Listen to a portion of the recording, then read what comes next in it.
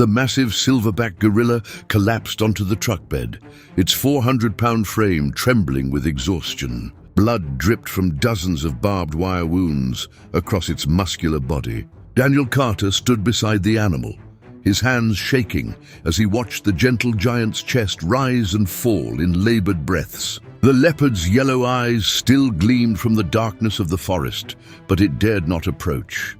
This gorilla, even in its weakest moment, had just risked everything to protect the human who had saved its life. The veterinarian rushed out of the wildlife rescue station, his face grim. "Daniel, we need to move fast. This gorilla is losing too much blood. If we don't get it into surgery within the next hour..." He didn't need to finish the sentence. Daniel looked down at the magnificent creature that had shown him a trust so profound it defied everything he thought he knew about wild animals. 24 hours earlier, this same gorilla was considered one of the most dangerous animals in the entire African reserve. Local guides refused to enter its territory. Rangers carried extra ammunition when patrolling its domain. But now, as Daniel watched the animal's eyes flutter with exhaustion, he knew he was witnessing something extraordinary, a connection between two species that would challenge everything. The world believed about the relationship between humans and wild animals. The gorilla's massive hand, despite its wounds, slowly reached toward Daniel's arm, not in aggression, but in what could only be described as gratitude. This moment would change Daniel's life forever. But to understand how a former game ranger and a feared silverback gorilla formed an unbreakable bond that defied nature itself, we need to go back to where it all began. Before we dive into this incredible story, I need to know, where are you watching from? Drop your country in the comments below, because this story has touched hearts all around the world, and I want to see how far this message of hope and connection has reached. And if you're new here, hit that subscribe button for Wind Echo Untold, because we bring you the most extraordinary true stories that prove the impossible happens more often than we think. Trust me, what you're about to hear will leave you questioning everything you thought you knew about the animal kingdom. Daniel Carter wasn't supposed to be in the Dzanga Reserve that morning. After 15 years as one of Africa's most respected game rangers, he had officially retired just 3 months earlier. His weathered hands told the story of countless encounters with some of the continent's most dangerous predators: leopards, buffalo, even rogue elephants. But it was the gentler moments that had defined his career.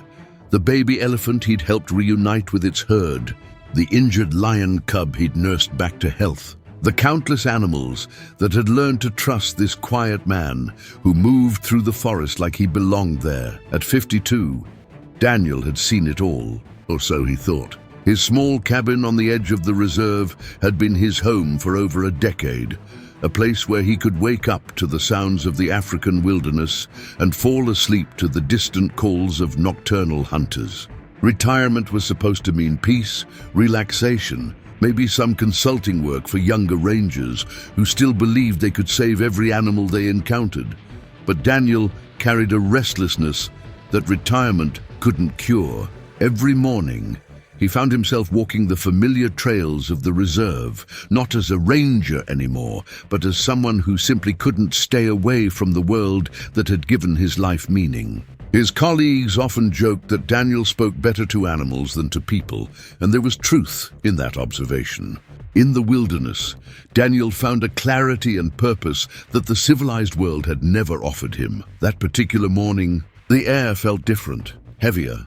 The usual symphony of bird calls seemed muted, and even the insects appeared subdued. Daniel had learned long ago to trust these subtle signs. The forest was trying to tell him something, and 40 years of living in harmony with nature had taught him to listen. He packed his old ranger backpack with the same methodical precision that had kept him alive. Through decades of dangerous work, first aid kit, radio, wire cutters, you never knew when you'd encounter poaching traps, water, and the worn leather journal where he recorded every significant animal encounter. This journal contained 15 years of stories, the good, the bad, and the miraculous moments that reminded him why he'd chosen this life over the comfort and predictability of civilization. As he locked his cabin and headed toward the deeper sections of the reserve, Daniel had no idea that this would be the most important walk of his life. He certainly didn't know that within hours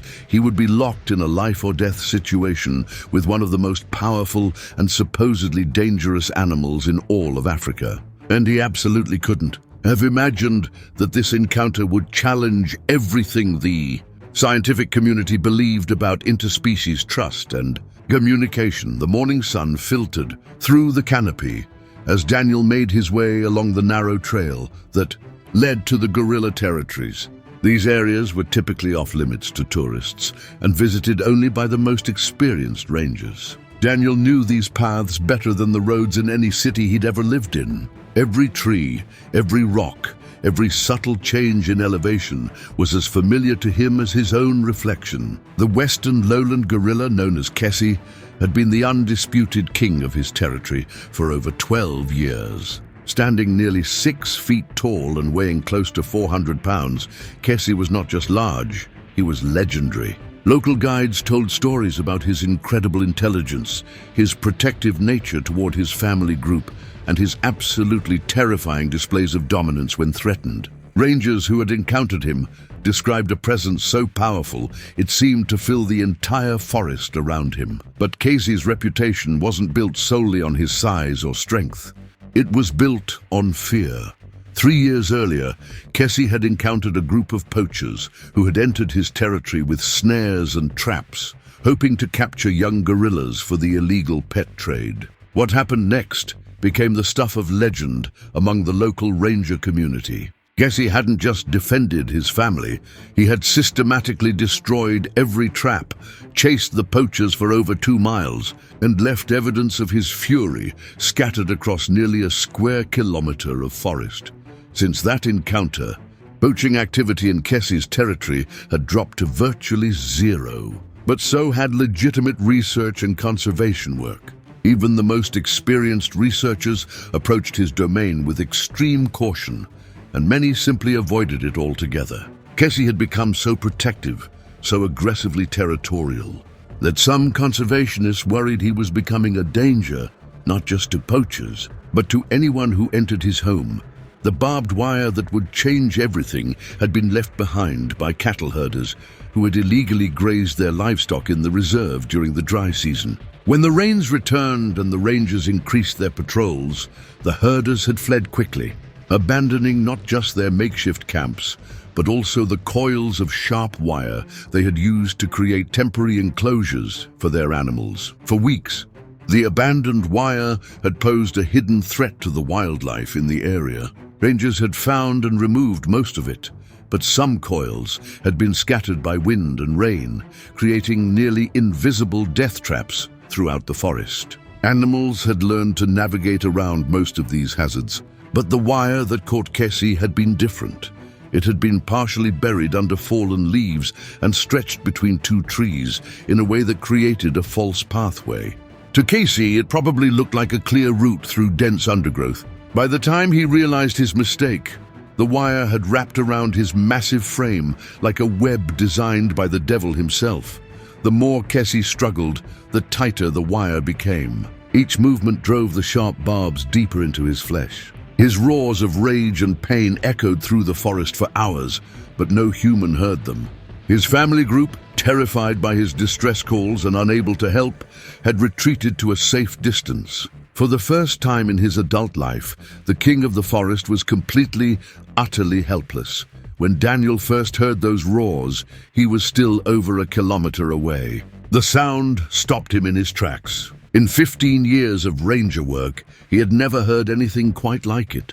It wasn't the territorial roar of a gorilla establishing dominance, nor was it the warning call that told intruders to stay away. This was something else entirely, a sound that spoke of desperation, pain, and an animal in mortal danger. Every instinct told Daniel to radio for backup, to approach with extreme caution, to follow protocol. Kessie's reputation was well known throughout the ranger community, and approaching an injured, Trapped gorilla was the kind of situation that ended careers or lives. But as Daniel got closer and the roars became more frequent and more desperate, he realized that following protocol might mean arriving too late to help. The sound was weakening, becoming less frequent. Whatever was happening to Casey, time was running out. Daniel's first glimpse of Casey, trapped in the barbed wire, was a sight that would haunt him forever. The magnificent silverback was suspended between two sturdy trees. His massive body held 3 feet off the ground by a complex web of razor-sharp wire. Blood matted his silver fur, and his powerful muscles strained against the metal bonds that cut deeper with every movement. But what struck Daniel most profoundly wasn't the gorilla's physical condition. It was his eyes. Those eyes held no aggression, no territorial fury. Instead, Daniel saw something he had never witnessed in a wild gorilla: surrender. Not submission to a human, but surrender to fate itself. Casey had fought the wire until exhaustion overcame him, and now he hung there, breathing heavily, his gaze moving between Daniel and the surrounding forest, as if he was taking one last look at his kingdom. Daniel's mind raced through his options. The proper protocol was clear: maintain a safe distance, radio for the veterinary team, wait for backup with tranquilizer equipment. The barbed wire rescue would require at least 4 people working in coordination. And approaching an untranquilized gorilla, even an injured one, violated every safety regulation in the Ranger Handbook. But protocol hadn't accounted for what Daniel saw in Casey's eyes.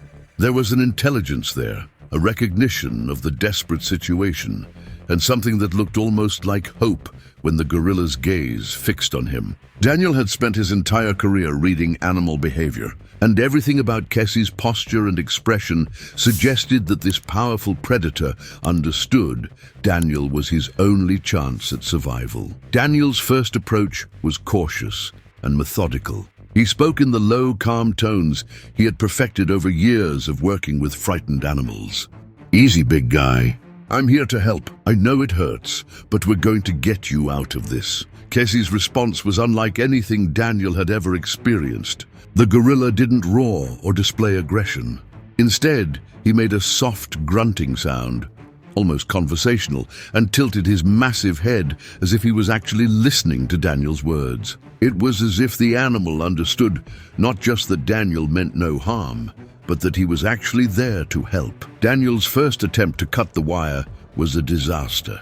The moment he raised the wire cutters, Casey flinched, and his movement caused the barbed wire to shift, driving the sharp points deeper into his flesh. The gorilla let out a grunt of pain, and Daniel immediately stepped back, realizing that any sudden movement could make the situation worse. "Okay, we need a different approach," Daniel muttered to himself, pacing in a small circle while Casey watched his every movement. "You understand me, don't you? You know I'm trying to help." Daniel's second attempt was more thoughtful. He approached from Casey's right side, where the wire seemed less tight, and began speaking in a continuous, soothing monologue. "I've been doing this for 15 years, and I've never met anyone quite like you. The other rangers talk about you like you're some kind of monster, but look at you. You're scared, aren't you?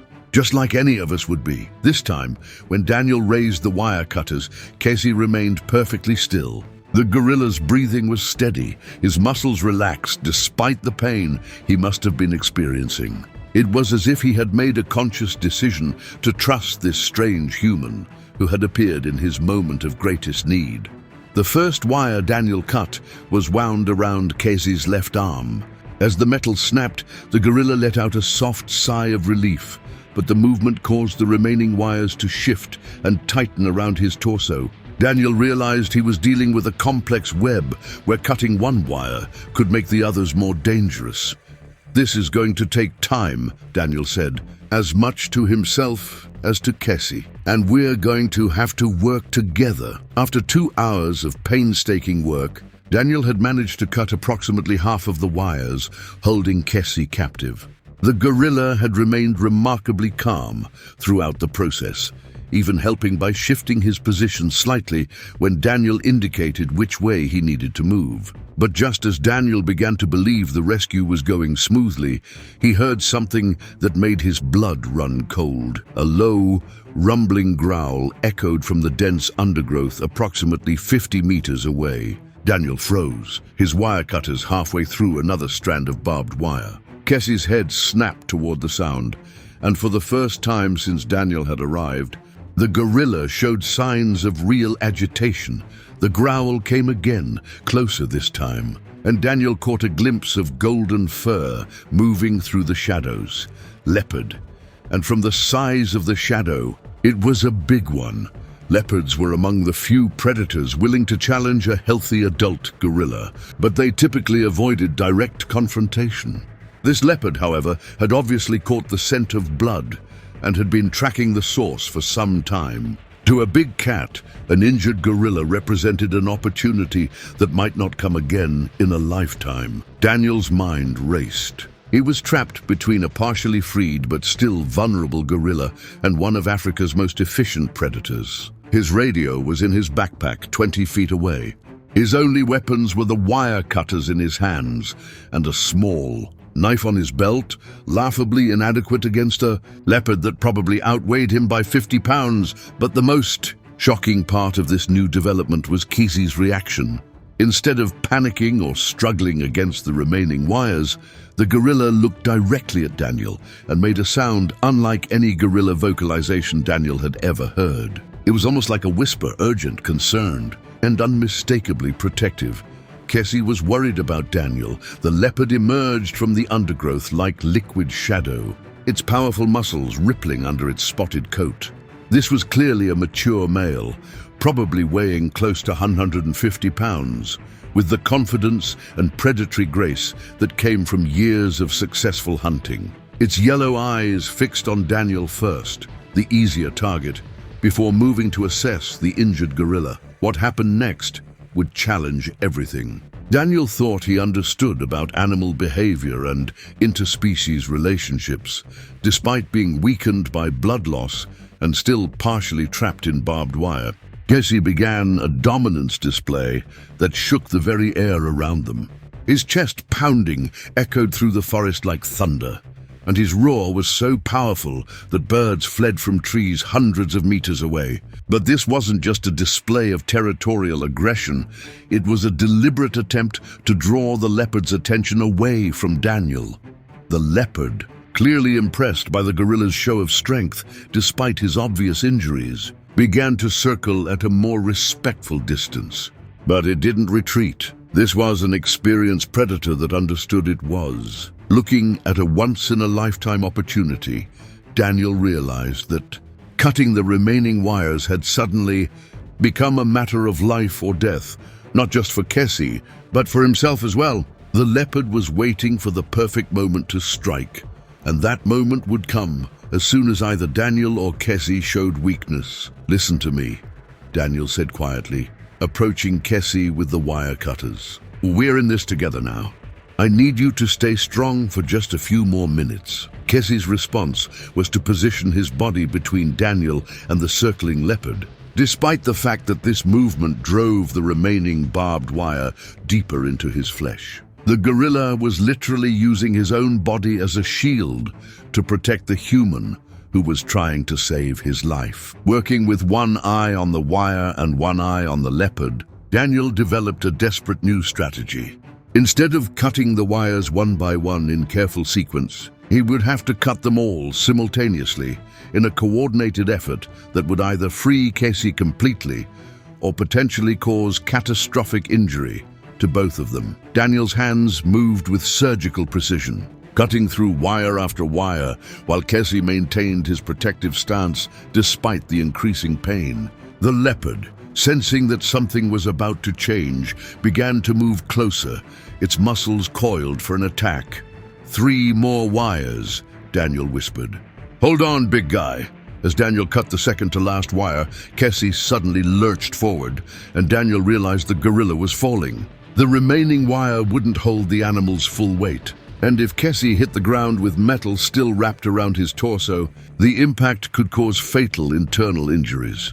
Daniel dropped the wire cutters and threw his full body weight against Casey's falling form, trying to slow his descent. For a moment, Daniel found himself supporting nearly 400 pounds of injured gorilla while desperately reaching for his wire cutters with his free hand. The leopard, seeing both the human and the gorilla in a vulnerable position, made its move. It bounded forward with deadly grace, covering 30 feet in 3 powerful leaps. Daniel saw the predator coming and knew he had perhaps 2 seconds to cut the final wire and get himself and Casey into a defensive position. Time slowed to a crawl. Daniel's fingers found the wire cutters. Casey, sensing the approaching danger, let out a roar that shook leaves from the trees. The leopard was airborne, claws extended, aiming for Daniel's exposed back. Daniel cut the final wire just as Casey's full weight settled onto the ground. The gorilla, despite his injuries and exhaustion, immediately spun to face the attacking leopard. What happened next was a display of protective fury that Daniel would remember for the rest of his life. Casey caught the leopard in mid-air with his massive hands and held the snarling predator at arm's length. For a moment, the two animals were locked in a standoff, the leopard's claws raking uselessly at the air. Casey's powerful arms keeping the predator just far enough away to be harmless. Then, with a roar that seemed to come from the very soul of the African wilderness, Casey hurled the leopard away from Daniel and into the undergrowth.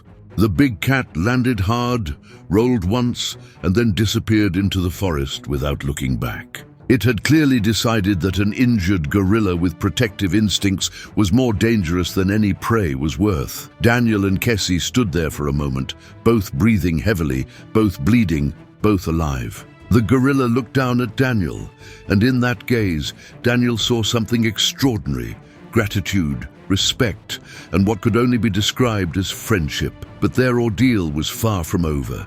Casey, now free from the barbed wire, but having lost significant blood, swayed on his feet and then slowly sank to the ground. His breathing was shallow, his eyes unfocused. Without immediate medical attention, the gorilla who had just saved Daniel's life was going to die. Daniel knelt beside Casey's massive form and felt the weight of an impossible responsibility settle on his shoulders. The gorilla was conscious but fading fast. Blood continued to seep from dozens of puncture wounds, and his breathing had become irregular. Daniel estimated that Casey weighed at least 400 pounds, and his truck was parked nearly a kilometer away through dense forest terrain. Under normal circumstances, moving an injured gorilla would require a full veterinary team with specialized equipment. But these weren't normal circumstances, and Daniel didn't have the luxury of waiting for backup. "Stay with me," Daniel whispered, placing his hand gently on Casey's massive chest. "We've come too far to give up now." Daniel's first challenge was getting Casey to drink water. Dehydration would kill the gorilla faster than his injuries, but getting a semi-conscious 400-pound animal to cooperate with medical treatment seemed impossible. Daniel opened his water bottle and held it near Casey's lips, speaking in the same calm tones he had used throughout the rescue. "I know you're tired, but I need you to drink this. Just a little bit." To Daniel's amazement, Casey's eyes focused on him with surprising clarity, and the gorilla actually tilted his head slightly to allow Daniel to pour small amounts of water into his mouth. It was a level of cooperation that defied everything Daniel knew about treating wild animals in medical distress. But water wouldn't be enough. Daniel needed to get Casey to the veterinary station at the reserve headquarters, and that meant somehow transporting 400 pounds of injured gorilla through rough terrain. Daniel's truck was equipped with a winch system designed for pulling vehicles out of mud or moving heavy equipment. But he had never considered using it for animal rescue. "Okay, big guy, here's the plan," Daniel said, spreading his emergency tarp on the ground next to Casey. "I need you to help me get you onto this tarp. I know it sounds crazy, but you've trusted me this far." What happened next would have been unbelievable if anyone other than Daniel had witnessed it. When Daniel indicated that he needed Casey to move onto the tarp, the gorilla actually began trying to roll his massive body in that direction. The effort clearly caused him significant pain, but Casey seemed to understand that cooperation was essential for his survival. Working together, Daniel and Casey managed to get the gorilla positioned on the tarp.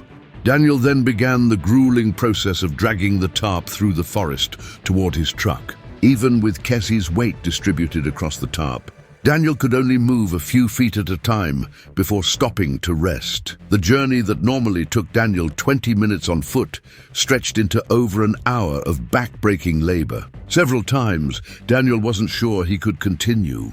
His muscles screamed in protest, sweat poured down his face, and his hands were raw from gripping the tarp's edges. But every time he looked back at Casey, the gorilla's eyes met his with an expression of trust that gave Daniel the strength to continue. Halfway to the truck, Casey began making soft vocalizations, not distress calls, but what sounded almost like encouragement.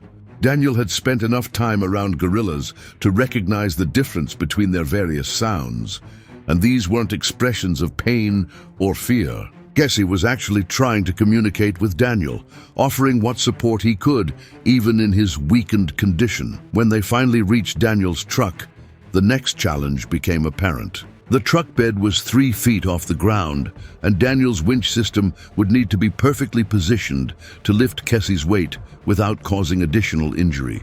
Daniel had used the winch countless times for equipment and supplies, but never for a living creature whose life depended on the precision of the operation. Daniel positioned the truck carefully, extending the winch cable to its full length and securing it to the corners of the tarp beneath Casey. The gorilla watched the entire process with alert eyes, and Daniel could swear that Casey understood exactly what was happening.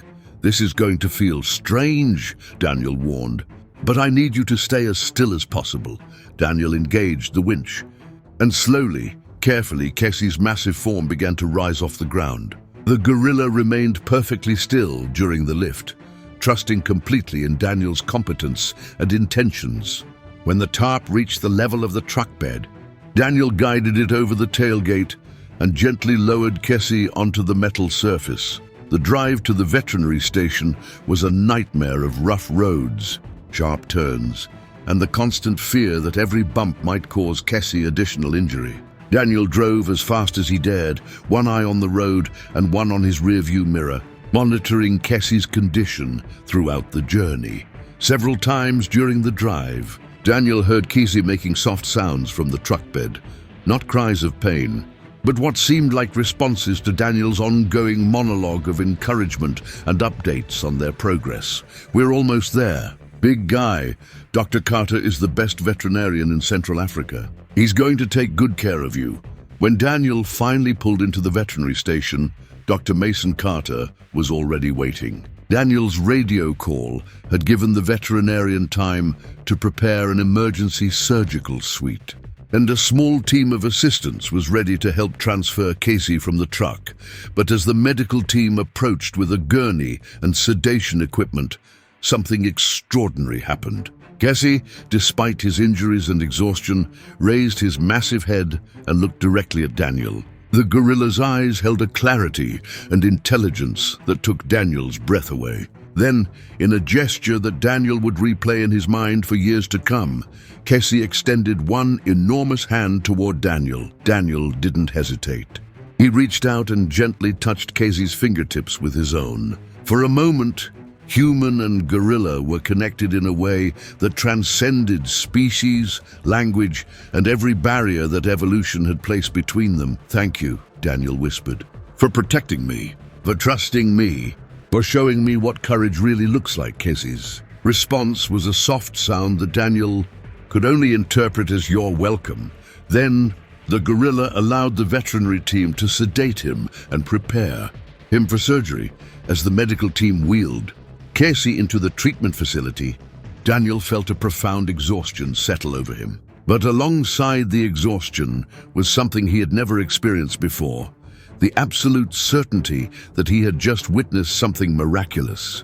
Two entirely different species had communicated, cooperated, and protected each other in a way that challenged everything science thought it knew about the animal kingdom. Dr. Mason Carter emerged from the surgical suite after 6 hours of intensive treatment, his surgical scrubs stained with blood and his face showing the exhaustion that came from performing one of the most complex procedures of his career. Daniel had spent the entire night pacing the waiting area, unable to rest while Kesey's fate hung in the balance. "He's going to make it," Dr. Carter announced, and Daniel felt his knees nearly buckle with relief. "I've never seen anything like it, Daniel. That gorilla has the will to live of 10 animals combined. Most creatures would have gone into shock from those injuries, but he fought through the entire surgery. It's like he knew we were trying to help him." The veterinarian led Daniel to a large recovery enclosure where Kesey lay on a bed of soft hay, his massive chest rising and falling in steady, peaceful rhythm. Dozens of careful stitches closed the worst of his wounds, and IV lines delivered fluids and antibiotics to combat infection. But what struck Daniel most powerfully was the expression on Kesey's face. Even in sleep, the gorilla looked peaceful, almost content. "The physical recovery will take weeks," Dr. Carter continued, "but I'm more concerned about the psychological impact. Gorillas who experience this kind of trauma often develop severe anxiety around humans. Even if his body heals completely, he might never be able to return to the wild." Daniel spent the next 3 days at the veterinary station, sleeping on a cot in the office and checking on Kesey every few hours. The gorilla's physical recovery was remarkable. His appetite returned quickly, his wounds showed no signs of infection, and his strength seemed to increase daily. But it was Kesey's emotional state that truly amazed the entire veterinary team. Most wild animals became increasingly agitated during captivity and medical treatment. Kesey, however, seemed to understand that he was being helped. He cooperated with medical procedures, accepted food from the staff, and showed none of the aggressive behavior that would be expected from a silverback gorilla in an unfamiliar environment. On the 3rd morning, Daniel arrived at the recovery enclosure to find Kesey sitting upright and alert, his eyes immediately focusing on Daniel's approach. The gorilla made the same soft vocalization that Daniel had heard during the rescue, and there was no mistaking the recognition and affection in that sound. "Good morning, big guy," Daniel said, settling into a chair just outside the enclosure. "You're looking much better today." What happened next left the entire veterinary staff speechless. Kesey slowly approached the reinforced glass that separated him from Daniel and placed his massive palm against the surface. Daniel matched the gesture, pressing his own palm against the glass directly opposite Kesey's. For several minutes, human and gorilla remained connected in this simple but profound way. Other staff members gathered to witness the interaction, but neither Daniel nor Kesey seemed aware of their audience. They were completely focused on each other, communicating in a language that transcended words. Dr. Carter later described the scene as the most moving interspecies interaction he had witnessed in 30 years of veterinary practice. "It wasn't just recognition," he explained to researchers who came to document the case. "It was genuine affection. That gorilla looked at Daniel the way a dog looks at its owner, or the way a child looks at a parent. There was love there, real, unmistakable love." The question of returning Kesey to the wild became a major concern for the conservation team. Gorillas, who had been separated from their family groups for extended periods, often struggled to reintegrate, and Kesey's positive associations with humans could make him vulnerable to poachers or trophy hunters. But Kesey made the decision for them. On his 7th day of recovery, the gorilla began showing signs of restlessness. He would pace the enclosure, look toward the forest, and make vocalizations that were clearly calls to his family group. His wounds had healed enough that he was no longer at risk of infection, and his strength had returned to near normal levels. "He's ready to go home," Daniel told Dr. Carter, "and he knows it." The release was planned for dawn, when the forest would be quiet and Kesey would have the best chance of reconnecting with his family without interference from other animals or humans. A small team of researchers accompanied Daniel and Dr. Carter to document the release. But they maintained a respectful distance. When they reached the edge of Casey's territory, Daniel opened the transport container and stepped back. For a moment, Casey remained inside, looking out at the forest he hadn't seen in over a week. Then he slowly emerged and stood at the forest's edge, turning back to look at the humans who had saved his life. What happened next was captured on camera and would later become one of the most viewed wildlife videos in internet history. Casey approached Daniel one final time and gently touched the human's shoulder with his massive hand. The gesture lasted only a few seconds, but the meaning was unmistakable. Then Casey turned and disappeared into the forest, moving with the fluid grace of an animal completely at home in his environment. Within minutes, the research team heard answering calls from deep in the forest, Casey's family welcoming their leader home. As the team packed up their equipment and prepared to leave, Daniel heard one final vocalization from the forest depths. It was Casey's voice, unmistakable even at a distance, making the soft sound that Daniel had come to recognize as a greeting or acknowledgement. "He's saying goodbye," Daniel whispered, and Dr. Carter nodded in agreement. 3 months later, researchers conducting a routine survey of gorilla populations in the area reported an unusual finding. Casey's family group had not only remained stable during his absence, but had actually grown. 2 new females had joined the group, apparently drawn by Casey's reputation as a protector who would risk everything to defend those under his care. But the most remarkable observation was Casey's changed behavior toward humans. Previously, he had avoided all human contact and had been aggressively territorial when researchers entered his domain. Now, while still maintaining appropriate distance, Casey showed what could only be described as curiosity about human visitors. On one occasion, a research team reported that Casey had followed them at a respectful distance for over an hour, not in a threatening manner, but as if he was simply interested in observing their activities. When the team stopped for lunch, Casey settled down approximately 50 meters away and appeared to be listening to their conversations. "It's like he's become an ambassador," one researcher noted in her field report. "He's showing other gorillas that not all humans are threats. His behavior is actually making our research easier because the other gorillas are less afraid of us." The story of Daniel and Casey's bond spread throughout the conservation community and eventually reached international media. Wildlife photographers traveled from around the world, hoping to capture images of the famous gorilla. And Daniel found himself fielding calls from documentary producers and researchers who wanted to study the relationship between humans and gorillas. But for Daniel, the fame and attention were secondary to the profound change the experience had brought to his life. He had always loved his work with wildlife, but his encounter with Casey had given him a deeper understanding of the emotional complexity and intelligence of the animals he had dedicated his life to protecting. 6 months after Casey's release, Daniel officially came out of retirement to establish the Interspecies Communication Research Project, a program designed to study and document cases of meaningful interaction between humans and wild animals. The project was funded by donations from people around the world who had been inspired by the story of Daniel and Casey's friendship. 1 year after their first meeting,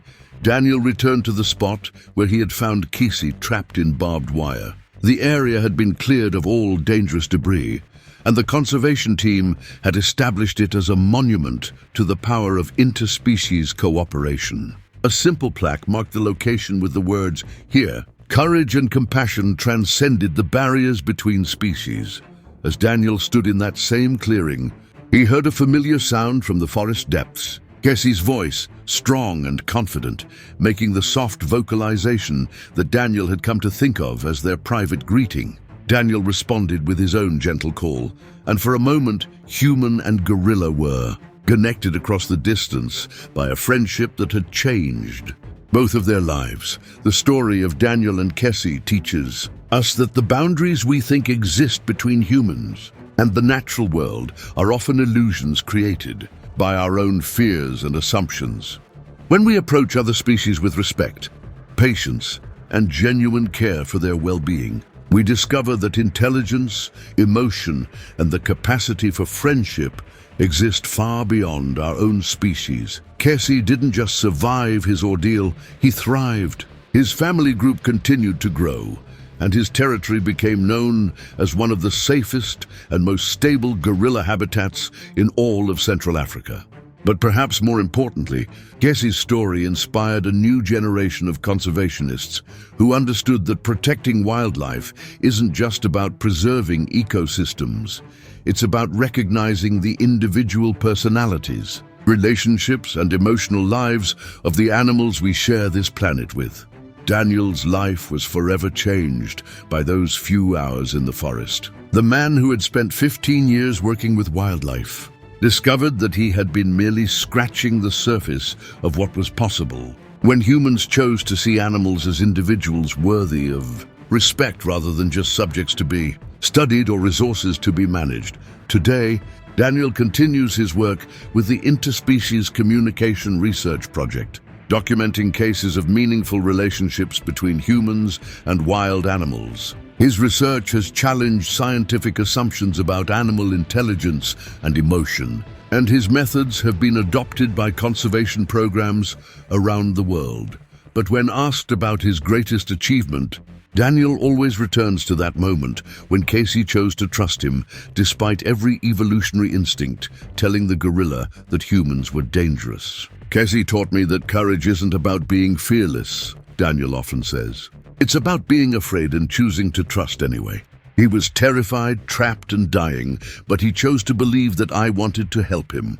That kind of faith changes you. The legacy of Daniel and Kessie's friendship extends far beyond a single rescue story. It represents a fundamental shift in how we understand our relationship with the natural world. We are not separate from nature. We are part of it. And when we choose to act with compassion, respect, and genuine care for other species, we discover that the capacity for connection, communication, and love transcends every boundary that evolution has placed between us. Kessie still lives in his territory in the Dzanga Sangha Reserve, now recognized as one of the most successful gorilla conservation areas in Africa. Researchers continue to study his family group, and their findings have contributed to breakthrough discoveries about gorilla intelligence, social structure, and emotional capacity. Daniel visits the reserve several times each year, and while he no longer approaches Kessie directly, they maintain their unique form of communication. From a respectful distance, Daniel will make the soft call that he and Kessie shared during their rescue, and Kessie will respond in kind. It's a friendship that continues to flourish, built on a foundation of mutual respect and trust that neither time nor distance can diminish. The barbed wire that nearly killed Kessie has been replaced by something infinitely more powerful, a bond between two different species that proves love, courage, and compassion are truly universal languages. This story of Daniel and Kessie shows us that the impossible becomes possible when we choose courage over fear, compassion over indifference, and trust over suspicion. In a world that often feels divided and disconnected, their friendship reminds us that understanding and love can bridge any gap, even the gap between species. If this story moved you the way it moved millions of people around the world, I need you to do something. Hit that subscribe button for Wind Echo Untold right now, because this is exactly the kind of content we're committed to bringing you. Real stories that challenge everything you thought you knew about the world around us. But more importantly, I want to hear from you. In the comments below, tell me about a time when you chose to trust someone or something that scared you. Maybe it was approaching a stray animal, helping a stranger, or taking a risk that changed your life. Daniel's courage to approach Kessie despite the danger created a bond that transformed both of their lives. What risks have you taken in the name of compassion? Share this video with someone who needs to be reminded that courage and kindness can overcome any obstacle. Daniel and Kessie's story proves that when we approach the world with open hearts and genuine care for others, We discover that the capacity for connection exists everywhere. We just have to be brave enough to reach for it. The next time you encounter someone or something that frightens you, remember Kessie choosing to trust Daniel, despite every instinct telling him that humans were dangerous. Remember Daniel choosing to approach an injured gorilla, despite the risk to his own life. Remember that the most powerful force in the universe isn't fear, it's the courage to love in spite of our fears. Thank you for watching. Thank you for caring, and thank you for believing that stories like this matter. Keep exploring, keep questioning, and keep your hearts open to the extraordinary connections that are waiting to be discovered all around us. Until next time, this is Wind Echo Untold, reminding you that the most incredible stories aren't found in fiction, they're found in the real world, waiting for someone brave enough to notice them.